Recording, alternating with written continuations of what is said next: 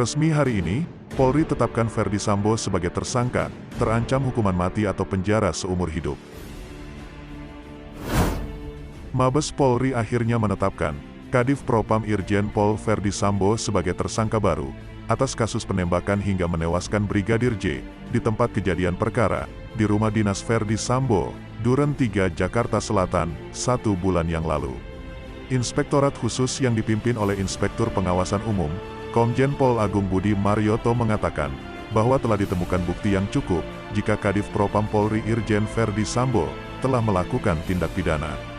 Setelah dilakukan pemeriksaan mendalam, maka juga telah ditemukan bukti yang cukup bahwa Ferdy Sambo telah melakukan tindak pidana, ucap Komjen Agung kepada wartawan dalam konferensi pers di Mabes Polri, Jakarta, Selasa malam.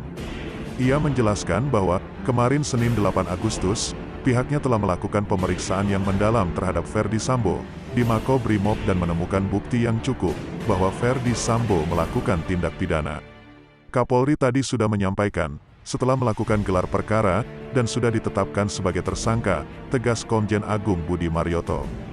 Ketika menyampaikan informasi tersebut, Komjen Agung juga mengungkapkan bahwa saat melakukan pemeriksaan mendalam terhadap Barada Richard Eliezer Pudihang Lumiu atau Barada E mengatakan, jika ingin menulis sendiri apa yang terjadi.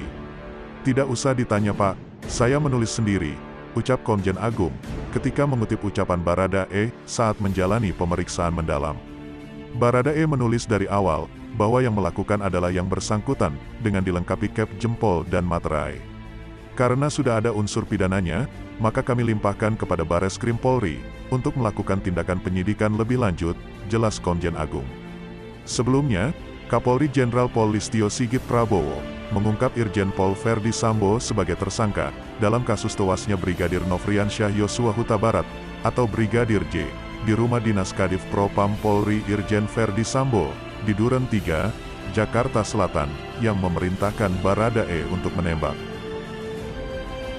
Tim khusus menemukan bahwa peristiwa yang terjadi adalah peristiwa penembakan terhadap Brigadir J, yang menyebabkan saudara Brigadir Nofriansyah Yosua Huta Barat meninggal dunia, yang dilakukan oleh saudara Barada Eliezer, atau Barada E, atas perintah saudara Ferdy Sambo, ucap Jenderal Pol Sigit Prabowo, di Mabes Polri Jakarta, pada Selasa malam.